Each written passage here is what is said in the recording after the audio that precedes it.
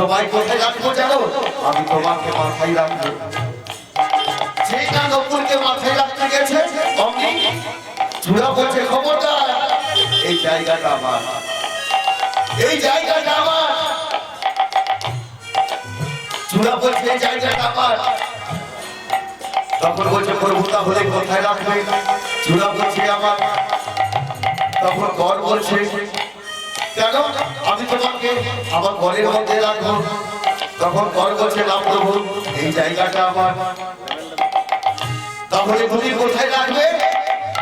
আমি তোমাকে আমার বক্ষে মাঝে রাখবো। ও প্রভু, ওটা তো ভিক্ষুমণির পদাঘাত, সেইখানে তুমি তোমার পদাঘাত করেছো। ভিক্ষুমণির পদাঘাত, ওই জায়গাটা তো তোমার নয়। আরে তুমি তো পলট পলট বিক্রি করে বসে আছো, তো তুমি কোথায় পাবে জায়গা? তোমার জায়গা নেই। আরে আছে, আমি তোমায় কোথায় রাখবো জানো? আমার জায়গায় রাখবো। বলছে প্রভু, ওইটা শ্মশান। বলছে ওটা শ্মশান। বলছে শ্মশান হলো কি করে? বলছে প্রভু, তোমার মনে নাই? তোমার কি মনে নাই? হিরণ্যকশিপুর গীতা, অর্থাৎ প্রহ্লাদের গীতা, হিরণ্যকশিপুকে তুমি ওই জাগের মধ্যে বধ করেছিলে। তাহলে বলো ওটা শ্মশান নয়? আমি তো কালী ভক্ত নয়, আমি হলাম কৃষ্ণ ভক্ত। তো আমি ওই শ্মশানের মধ্যে তো থাকতে পারি না। বলছে প্রভু, তোমার আরে জায়গা নাই ওই চরণে, আমায় রেখে দিও প্রভু, ওই চরণে আমায় রেখে দিও। তাই প্রভু, শোনো প্রভু, আমার যেখানে বাজার আমি সেখানেই বাজাবো। তাই প্রভু ভগবান কৃষ্ণচন্দ্র সেই নকুল ধ্বনি করতে করতে চলে যাচ্ছিলেন। সেই নকুল ধ্বনি শুনতে পেলেন কে? ও গো কুঞ্জে ছিল চন্দ্রা বলে,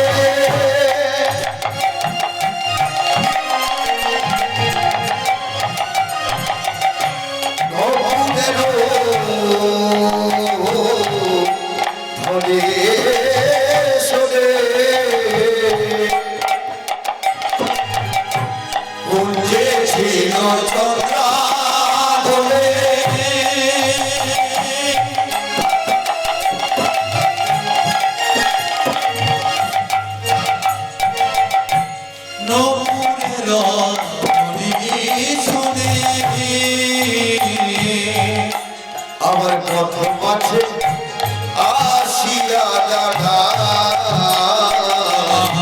প্রথম আছে আসিয়া দাদা, প্রথম আছে আসিয়া দাদা,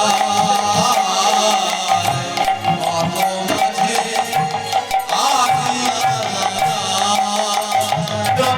আজি তোমাকে ছেড়ে দেব না, আজ তোমাকে ছেড়ে দেব না, তোমাকে ছেড়ে দেব, আজ তোমাকে ছেড়ে দেব না, এখন বলে পেয়েছি তোমায়, আজ তোমাকে ছেড়ে দেব, এখন বলে পেয়েছি তোমায়, আজ তোমাকে ছেড়ে দেব। চন্দ্রা বলে বলে উঠল, ও শ্যাম, কত ভাগ্য করে আমি তোমাকে পেয়েছি, আর তুমি কিনা ছেড়ে দিতে বলছো। শ্যাম সুন্দর বলে, ওগো চন্দ্রা, আজ তুমি আমাকে ছেড়ে দাও না গো, আমি কথা দিচ্ছি অন্যদিন এসে তোমার মনোবাঞ্ছা মনোবাসনা পূর্ণ করবো। আরে শোনো শোনো, আরে এই পথে নীতি করো গোটা গোটে, এই পথে নীতি করো গোটা গোটে,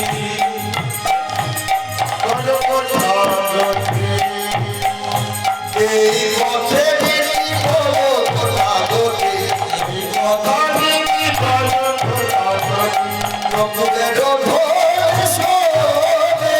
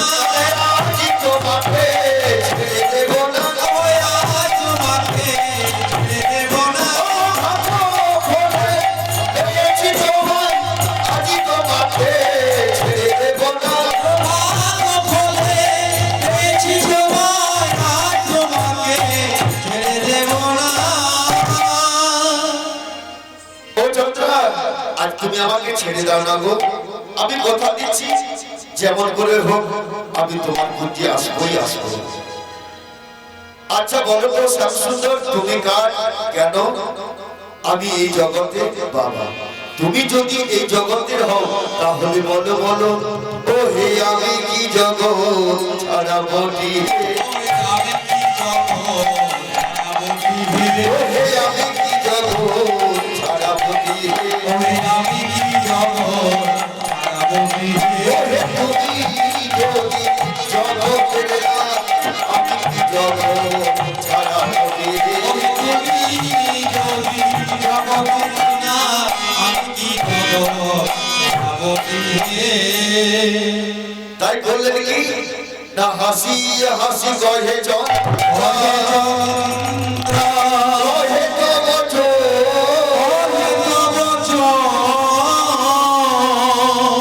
কুঞ্জ মাঝে লয়ে চলো, লয়ে চলো আমার বঙ্কিম লোচন,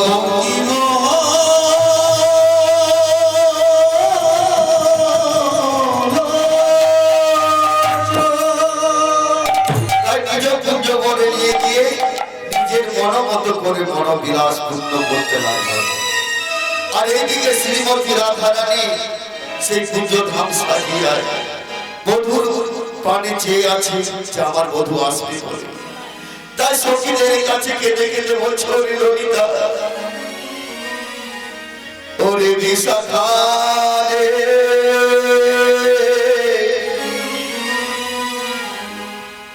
এখনো আমারে মাধব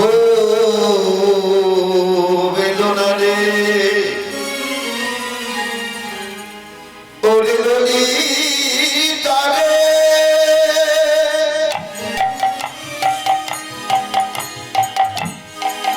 এখনো আমারে মাধব এলো না, আমি কত মন বদ্ধ করে সাজিয়ে রাখি,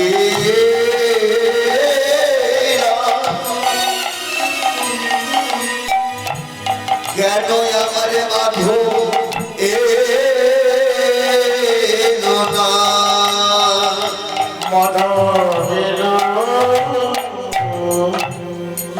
তার সখীর কাছে কেটে কেটে বলছে,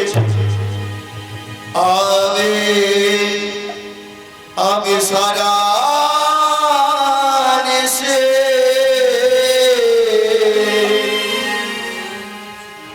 জেগে থাকি, এলো না তো সে, এলো না তো সে, এলো না তো সে,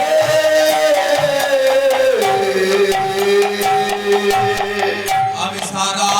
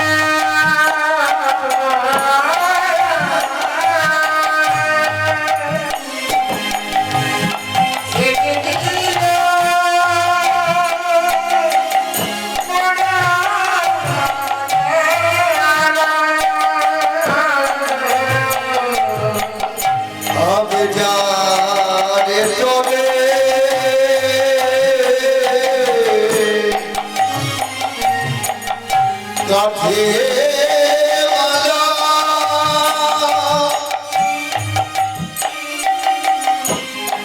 আমার সেজে দিল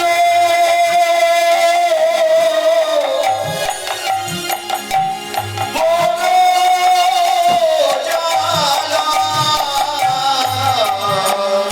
আমি যার পরে কাঁধি মালা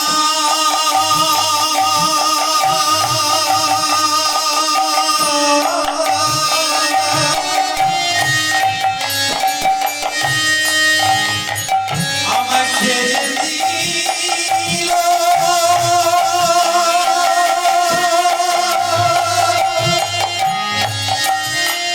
ও বড়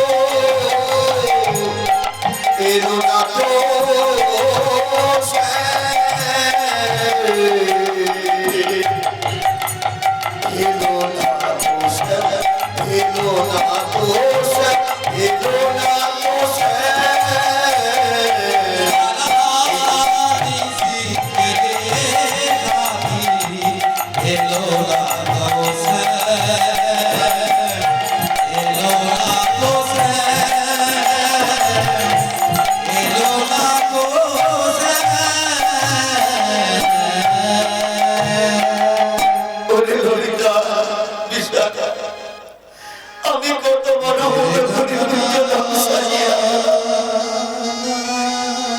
আমার যে গোবিন্দ এলো না রে, যার জন্য আমি নিজের জীবন যৌবনকে সার করে দিলাম, আমার প্রাণ বন্ধুকে কাছে পাওয়ার জন্য পুণ্য ধামে আমি সারা রাত কাটিয়ে দিলাম। এখনো যে আমার বাঁচতে এলো না রে, সখী মনে বলছে রাধে তোর মাধব যখন তোকে কথা দিয়েছে নিশ্চয়ই আসবেই আসবে। আমাদের মন বলছে তোর মাধব আসবেই আসবে। কেন জানিস না, যে করে গোবিন্দের আস তার আগে করে সর্বনাশ, তবু যদি ছাড়ে না আজ তবে হয় তার রাসের রাস। এই শুনলি, अरे जो जाके सरल रहे उनको राखेला, उल्टा पानी से मछली चले भेसे जाती गोजरा। হয়তো তোর বাঁধব তোর কাছে আসছিল, হয়তো কোনো উল্টা পথে চলে গেছে, এই জন্য তুই কোনো দুঃখ করিস না রাধে। এই আমাদের মন বলছে তোর বাঁধব আসবেই আসবে, তুই কোনো চিন্তা করিস না। ওরে যার জন্য যাকে এত মন প্রাণ দিয়ে ভালোবেসে নিজের জীবনে যৌবনকে সার করে দিলাম, আর সেই আমাকে কথা দিয়ে ঠিক সময় মতো আসতে পারলো না রে। কেমন করে আমি আর মনকে আমার ধৈর্য ধরে রাখবো? আমার যে শরীর ভিন্ন ভিন্ন হয়ে উঠেছে, আমার যে কোনো ভালো লাগছে না, আমি কেমন করে থাকবো? আমার যে মনে কিছু আর ভালো লাগছে না। সখী বলছে রাধে তাহলে তুই এক কাজ করতে পারবি, তুই তাহলে এক কাজ কর, এই কুঞ্জ বলে তোর মান করে বসে থাক, পারবি তুই? শ্রীমতী রাধারানী তাই করলেন। ওই সখীদের কথা মতো ওই কুঞ্জ বলে মান করে বসে রইলেন। আর এদিকে চতুরে চূড়ামণি পরমানন্দ গোবিন্দ সেই চন্দ্রাবলীর বড় বিলাস পূর্ণ করে ওই অগ্নির বহুরব শুনে পাখিদের কলরব শুনে ছুটতে ছুটতে চলে আসে সেই শ্রীমতী রাধারানী কুঞ্জ বলে। কেমন ভাবে আসছেন তো? ওগো চলিতে না পারে পথে চলে যায় সে কোন পথে, চলিতে না পারে পথে চলে যায় সে কোন মতে। চলিতে না পারে পথে চলে যায় সে কোন পথে। তাই বলো, পথে পথে যায় সে কোন মতে। মমতায় ধনো ধনো থাকে আখি। মোগল ধুলো ধুলো আখি আখি। মোগল ধুলো ধুলো আখি। চলে যায় চলে যায় চলে যায় চলে যায় চলে যায় চলে যায় চলে যায় চলে যায় চলে যায় রাধারানীর কুঞ্জ পরে চলে যায় চলে যায়। রাধা রানী কুঞ্জ বনে চলে যায়। এইভাবে ছুটতে ছুটতে এলেন সে রাধারানীর কুঞ্জ পরে এসে দাঁড়িয়েছে।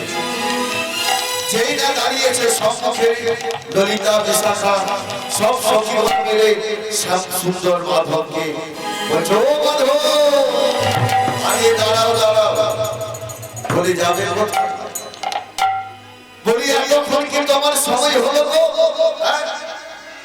যে জন কথা দিয়ে ঠিক সময় মতো কথা রাখতে পারে না, আর এই প্রভাতে এসে তুমি আমাদের সামনে এসে দেখা দিচ্ছ। তাই বলি শ্যাম সুন্দর, আরে শোনো শোনো, তোমায় হে দেশে মঙ্গলে কেন হে জানাতে এলে? তোমায় হে দেশে মঙ্গলে কেন হে জানাতে এলে? মধুর লাগে না হাসি মুখে কি মধু মেলে। জীব লাজ লাগে না বাসি ফুলে কি মধু মিলে। যাও এই রসময় হয়েছে এখন অসময়, ফিরে যাও এই রসময় হয়েছে এখন অসময়। খোদারে সময় বয়ে গেলে ভালো লাগে কি শোধা দিলে। সময় বয়ে গেলে ভালো লাগে কি শোভা দিলে। ও মাধব, আরে শোনো শোনো, এই ক্ষুধার সময় বয়ে গেলে ভালো লাগে কি সুধা দিলে? বলি এতক্ষণ তুমি কোথায় ছিলে বলো তো? এই অসময়ে তুমি আমাদের সামনে এসে দাঁড়িয়েছো, এখন তুমি কোথায় ছিলে? শ্যামসুন্দর মাধব বলছো, গো আমার আসতে কেন দেরি হয়েছে জানো? গত ঋষিতে আমি একটি বাছুরি খুঁজতে গেছিলাম, তাই অনেক ঋষি হয়েছে, তাই ঋষি হয়েছে বলে আমি ঠিক সময় মতো আসতে পারি। আচ্ছা ঠিক আছে, তা না হয়ে মেনে নিলাম, কিন্তু যে অঙ্গে তুমি কৃতবাস করো, আজ তুমি কার বসবাসী করে এসেছো? আরে বলো বলো, তুমি কি দাদার শাড়ি পরে এসেছো না দিদির শাড়ি? বলছে জানো, ওই দাদার সঙ্গে আমি শয়নে ছিলাম, তো ওই দাদার পাশে শয়নে ছিলাম, তাই দেখলাম যে না অনেক দেরি হয়েছে, ওই ঘুমোর ঘরে নিজের বসবাসী না পরে দাদার শাড়িটি পরে চলে এসেছি। বাবা বাবা, ঠিক আছে, তা না হয়ে আমি মেনে নিলাম, কিন্তু তোমার কপালে যে চন্দনের ফোঁটা থাকে সেটা তো নেই, তাহলে সেই জায়গায় তোমার সিঁদুরের কি? ও বাবা, এটা আবার কোথা থেকে এলো গো? তখন গোবিন্দ মনে মনে চিন্তা করছে, তাই তো এখন কি বলি। ও হ্যাঁ হ্যাঁ, মনে পড়েছে, ওই গত শীতে আমি বাছুরি খুঁজতে গিয়েছিলাম, ওই খুঁজতে খুঁজতে ওই গৌরী মায়ের মন্দিরে, ওই মন্দিরে গিয়ে যে না আমি মাথাটা ঠেকালাম, অর্থাৎ আমি প্রণাম জানালাম মাকে, অমনি সেই চাঁথালের মধ্যে সিঁদুর ছিল, ওই সিঁদুরকে আমার কপালে হরি বল হরি বল হরি বল। হৃদয় বল হরি হরি বল। ঠিক আছে, এবার যখন বারবার বলছে তখন আর কিছু খুঁজে পাচ্ছে না, তখন বলছে শোনো, আমি জানি শ্যামসুন্দর। মনে মনে সখীগণ চিন্তা করলেন যে অসময় তো হয়ে যাচ্ছে, এই সময় যদি মাধবের সঙ্গে বিলম্বিত করি তাহলে হয়তো রাধারানীর সঙ্গে শ্যামসুন্দরের সাক্ষাৎ নাও হতে পারে, অর্থাৎ কথা নাও হতে পারে। তাই আর বিলম্বিত না করে সখীগণ বললেন কি তারা যুক্তি করে শ্যামসুন্দর মাধব যেতে আদেশ দিলেন কুঞ্জবনে। এবার শ্যামসুন্দর মাধব সখীদের কথা মতো ওই কুঞ্জবনে প্রবেশ করলেন। যেটা প্রবেশ করেছে, প্রবেশ করে বললেন, ও গোরা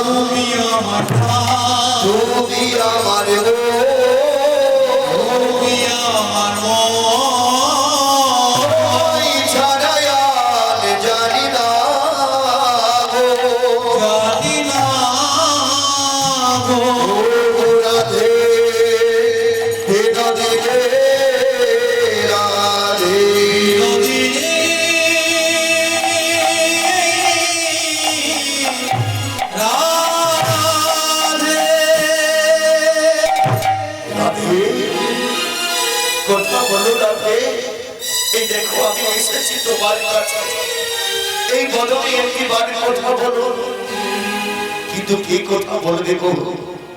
বারবার অনেক অনুনয় বিনয় করে বলে রাধে কথা বলো, রাধে কথা বলো, একটি বারও যখন কথা বললো না, তখন বললো কি না তার গান সাধনা করতে শুরু করলেন। তমসে মম জীবন তমসি মম ভূষণ তমসি মম মম জলধীর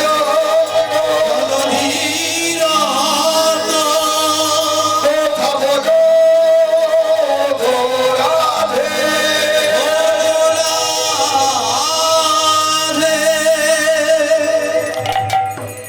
যখন বারবার বললেন ও রাধে কথা বলো কথা বলো, যখন কথা বললো না তার চরম দুটি ধরে মান সাধনা করতে লাগলেন গো। সরগরল মণ্ডল মণ্ডল ভবশীল শ্রীমণ্ডল মণ্ডল এই বল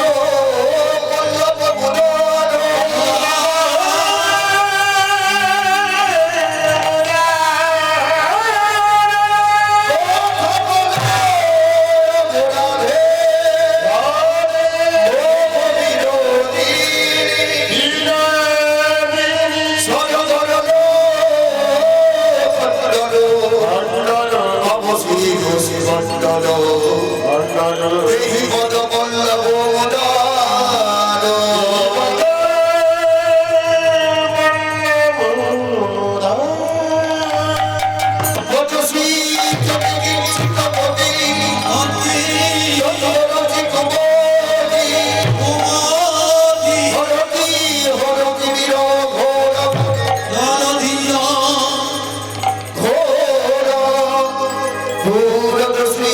গুণর চন্দ্রিমা লোচয়তি তিমিরবতী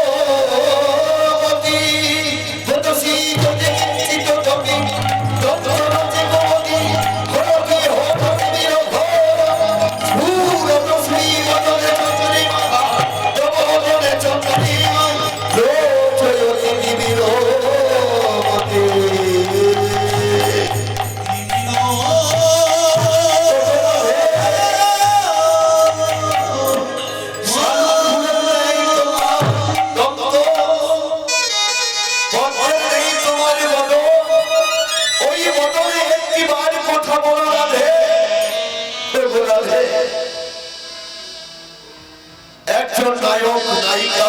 ধরে মানুষ সাধনা করছেন গো।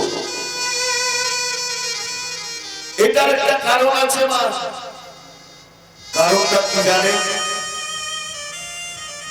না? ত্রেতা যুগে রামচন্দ্র অবতারে,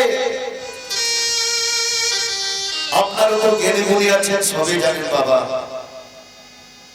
তবু একটু আলোকপাত করে যাচ্ছে। বলার অনেক কিছু ছিল বাবা। আমি যখন এসেছি ভেবেছিলাম আপনাদেরকে কিছু দিয়ে যাব, আর আপনাদের কাছ থেকে আমি কিছু নিয়ে যাব। তো আমার দুর্ভাগ্য, আজকের দিনটাই ভালো দিনই বটে, যদিও আমার মহাপ্রভুর জন্ম। তো যাই হোক, যখন এসেছি বসে থাকুন আর সাধন করুন, ওর মধ্যে আমি কিছু কিছু আপনাদেরকে কিছু দিয়ে যাব। আর আপনাদের কাছে কি নিয়ে যাব? আপনাদের শুধু চরণ ধরে আশীর্বাদ, এইটুকু ছাড়া আমি আর কিছু চাই না মা। তো মাগো, সেই ত্রেতা যুগে রামচন্দ্র অবতারে যখন প্রভু রামচন্দ্র ওই হরধনুটা ভঙ্গ করেছিলেন, ভেঙেছিলেন, তখন প্রভু রামচন্দ্র ও সীতা দেবীকে মাল্য দান করে নিজের অর্ধেকের হিসাবে দিলেন। যেই না নিজের অর্ধেকের হিসাবে পেলেন, সীতা দেবী সখীগণ তারা বললেন কি না, সীতা দেবীকে ভালো সাজসজ্জা করে অর্থাৎ বেশ বিন্যাস করে ওই ফুলসজ্জায় বউটাই নিয়ে গেলেন। এইদিকে সবার সর্বকাজ সম্পন্ন করলেন। প্রভু রামচন্দ্র যখন ও ফুলসজ্জায় বউটে গেলেন, সীতা দেবীকে অপূর্ব সুসজ্জিত করে সাজিয়েছে। প্রভু রামচন্দ্র দর্শন করে বলছেন, বাবা কি সুন্দর সীতা দেবীকে সাজিয়েছে, কি সুন্দর লাগছে, কি ভালো লাগছে, অপূর্ব অপূর্ব সুসজ্জিত করেছে। প্রভু রামচন্দ্র মনে মনে ভাবলেন যে সীতা দেবীকে অপূর্ব সুসজ্জিত করে সাজিয়েছে, কিন্তু চরণে নকুর দুটি পরানি কেন? অন্তর্যামী ভগবান অন্তরে জানতে পারলেন যে সীতা দেবীর সখীদের মনোবাঞ্ছা মনোবাসনা, তাদের ইচ্ছা যে প্রভু রামচন্দ্র সীতা দেবীর চরণে চরণ ধরে নকুর দুটি যেন পরিয়ে দেয়, ওই নকুর দুটি যেন পরিয়ে দেন। তাই অন্তর্যামী ভগবান প্রভু রামচন্দ্র জানতে পারলেন। তাই সেই সখীদেরকে, সীতা দেবীর সখীদেরকে বলেছিল, তোমাদের মনোবাঞ্ছা মনোবাসনা পূর্ণ করব আগামী দাপর যুগে। যেদিন সীতা দাপরে রাধারানী স্বরূপিণী হয়ে যাবে, ওই রাধারানী স্বরূপিণী হয়ে ওই কুঞ্জ পরে মান করবে, সেই দিন আমি তার চরণ ধরে ধরে মান সাধনা করবো। সেদিন চরণ ধরে মান সাধনা করবো। আর এখন যদি আমি ওই চরণ ধরে, তাহলে যুগ যুগ ধরে প্রচলিত হয়ে যাবে। এই মনে করে প্রভু রামচন্দ্র ও সীতা দেবী চরণ ধরলেন না, ওই চরণে নকুর দুটি পরালেন না। সেই দিন কথা দিলেন, যেদিন সীতা তারপরে রাধারানী স্বরূপিণী হয়ে যাবে, ওই কুঞ্জ পরে গিয়ে মান করবে, সেই দিন আমি তার চরণ দুটি ধরে মান সাধনা করব। তাই আজ ভগবান কৃষ্ণচন্দ্র তার চরণ দুটি ধরে আছে, মান সাধনা করছে। সনগরল খণ্ডল শির শিব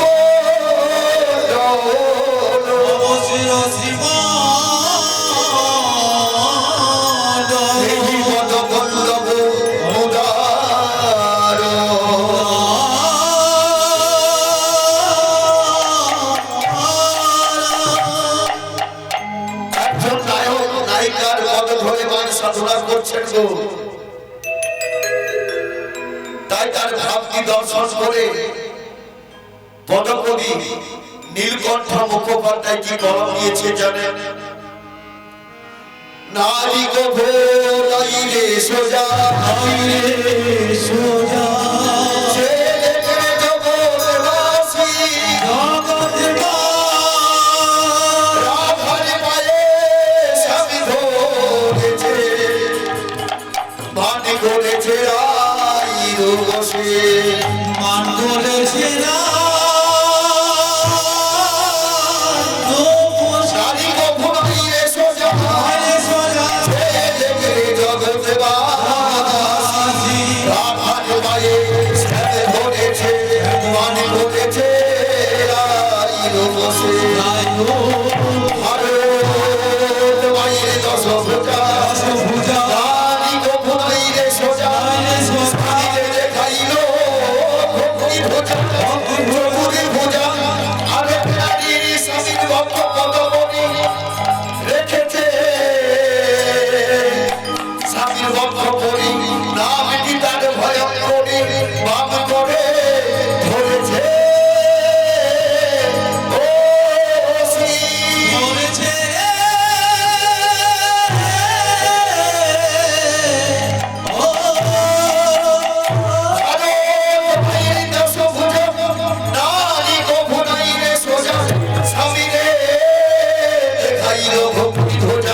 চতুর্ভুজা আরেক নারী স্বামীর ভক্ত পদ করি নাম কি তার ভয় করি বাম করে ধরেছে ও শ্রী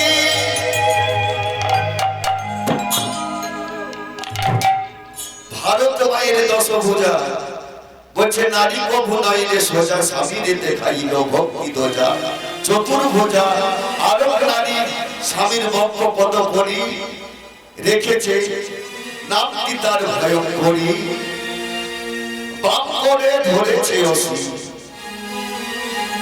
তাহলে বুঝতে পারছেন কেমন নারী ওই নারীর চরণে শতকোটি দণ্ডবত প্রণাম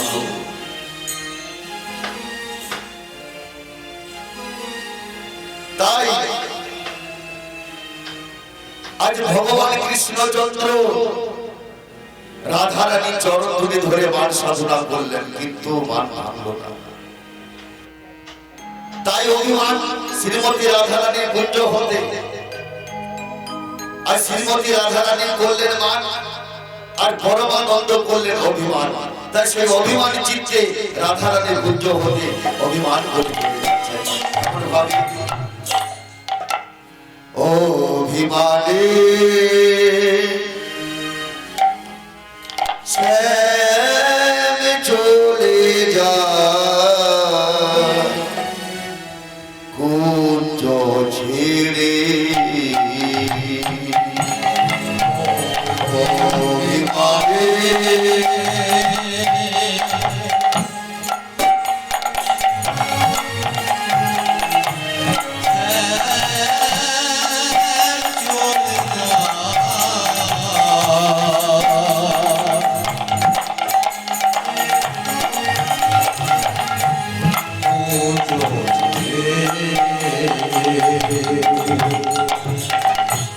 অভিমানে শ্যাম চলে যায় পুত্র ছেড়ে